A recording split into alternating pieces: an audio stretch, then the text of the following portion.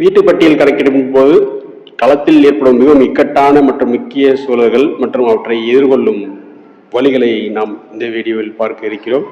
என்ன பிரச்சனை எப்படி களைவது என்பதுதான். குடும்பத்தில் அடையாளம் காண்பதில் குழப்பம் ஏற்படும். இப்போ பார்த்தோன்னா அவங்களுக்கு என்ன மாதிரி சூழல் இருக்கலாம். ஒரே வீட்டில் பல தலைமுறை ஒன்றாக வாழும்போது யார் அதில் குடும்பத்தில் குறிப்பிடுவது என்பதில் குழப்பம் வரும்.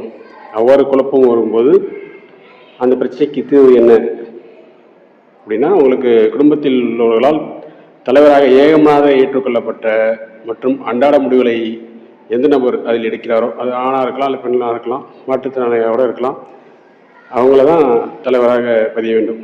இந்த குடும்பத்தில் யாரை சுட்டி காட்டுகிறார்களோ குடும்பத் தலைவராக அவரை தான் நாம் பதிய வேண்டும். கூட்டப்பட்ட வீடுகளாக இருந்தால் அதே மாதிரி தற்காலிக குடியிருப்பாக இருந்தால் என்ன பண்ணலாம் அப்படின்னா, உங்களுக்கு சூழல் எப்படி இருக்கலாம்.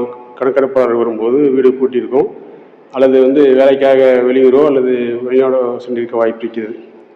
அந்த வீடுகளை கணக்கெடுக்கும் சூழல் ஏற்படும் பொழுது அப்பொழுது அந்த கணக்கெடுப்பாளர் இந்த நடவடிக்கையை பின்பற்ற வேண்டும். பக்கத்து வீட்டிடம் விசாரித்து அவர்கள் தற்காலிகமாக சென்றுள்ளார்களா அல்லது நிரந்தரமாகவோ அல்லது இனி இல்லைன்னா அந்த வீடு திறக்கிறதுக்கு வாய்ப்பே இல்லை என்று உறுதி செய்தவர்கள் பண்ண வேண்டும். கணக்கெடுப்பாளர் மீண்டும் ஒரு முறை அந்த வீட்டிற்கு வர வேண்டும். ஏன்னா தற்காலிகமாக சென்றிருக்கலாம். தற்காலிகம் சென்றால் மீண்டும் நம்ம பார்க்கும் பொழுது ஓப்பன் பண்ணினா நம்ம கணக்கெடுத்துக்கலாம். ஒரே கூரையின் கீழ் ஒன்றுக்கு மேற்பட்ட குடும்பங்கள் வச்சுக்கலாம். இப்போ ஒரே வீட்டில் அல்லது ஒரே கட்டிட எண் கொண்ட இடத்தில் இருவேறு அடுப்புகளை பயன்படுத்தி தனித்தனி குடும்பமாக வாழும் சூழல், இந்த மாதிரி சூழல் இருக்கலாம். அப்போ நம்ம தனித்தனி குடும்பமாக கருதி நம்ம தனித்தனியாக கணக்கெடுப்பு எடுக்கணும். இந்த மாதிரி சூழலில் நம்ம பின்பற்ற வேண்டிய நடைமுறைகள் என்ன அப்படின்னு நம்ம பார்க்க போகிறோம். அவர்கள் ஒரே இரத்த உறவாக இருந்தாலும் சமையல் தனித்தனியாக நடந்தால் அவர்களை தனித்தனி குடும்பங்களாக தான் நம்ம கணக்கில் கொண்டு தனி படிவம் நிரப்ப வேண்டும். இங்கே படிவங்கிறது நான் சொல்லுதுன்னா, உங்களுக்கு ஆப்பை நம்ம செயலி பயன்படுத்தாத நம்ம இந்த தனி குடும்பம் என்னதான் நம்ம காட்டணும். பதில் அளிக்க மறுக்கிறாங்க அல்லது தவறான தகவல் சொல்வதாக இருந்தால், ரிஃப்யூசல் அண்ட் மிஸ்இன்ஃபர்மேஷன் அப்படின்னு நமக்கு தெரிய வந்தது அப்படின்னா, அவங்கள விவாதம் செய்யவோ அல்லது நீங்கள் தவறான பதில் அளிக்கிறீனவோ நம்ம நேரடியாக கூறக்கூடாது. வரி விதிப்பு, சொத்து பறிமுதல் அல்லது அரசின் நலத்திட்டங்கள் நின்றுவிடும் என்ற பயத்தில் மக்கள் என்ன பண்ணுவாங்க, சரியான வருமானம், சொத்து விவரங்கள் மறைப்பது அல்லது கணக்கெடுக்க ஒத்துழைக்க மறுப்பதுங்கிறது நடைமுறையில் இருக்குது. அப்போ நம்ம அதை எப்படி எதிர்கொள்வது அப்படிங்கிற ஒரு சந்தேகம் ஏற்படும் நமக்கு. அப்போ அதுக்கு என்ன தீர்வு என்பதும்போது அது நம்ம நேரடியாக அவர்களை வாதம் செய்யவோ அல்லது அவர்களின் பிரச்சனைக்கெல்லாம் போகக்கூடாது. ஏன்னா எந்த ஒரு சூழ்நிலையிலும் என்னென்னா வரி விதிப்போ அல்லது சொத்து பறிமுதலோ அல்லது ரேஷன் கார்டு, அது குடும்பம் போன்ற குடும்ப அட்டை சம்பந்தமாக இந்த பதிவு இருக்காது என்பதை நம்ம உறுதி செய்வதற்கு அவர்களிடம் தெளிவுபடுத்த வேண்டும்.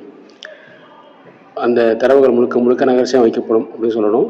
அதே மாதிரி அதற்கு ரேஷன் கார்டு வரி, ரேஷன் கார்டு வரி விதிப்பு இதுக்கெல்லாம் தொடர்பு இல்லை அப்படிங்கிறத விழிப்புணர்வை அவர்களும் ஏற்படுத்த வேண்டும்.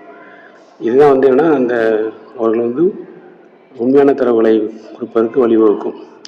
இதில் நாம் வாதம் செய்யவோ அல்லது த்ரெட்டன் பண்ணியோ கேட்கறதுக்கு வாய்ப்பில்லை. ஏன்னா என்னென்னா அவங்களுக்கு நம்பி நடவடிக்கை எடுக்கிறதுக்கான வழியை வகுத்துவிடும்.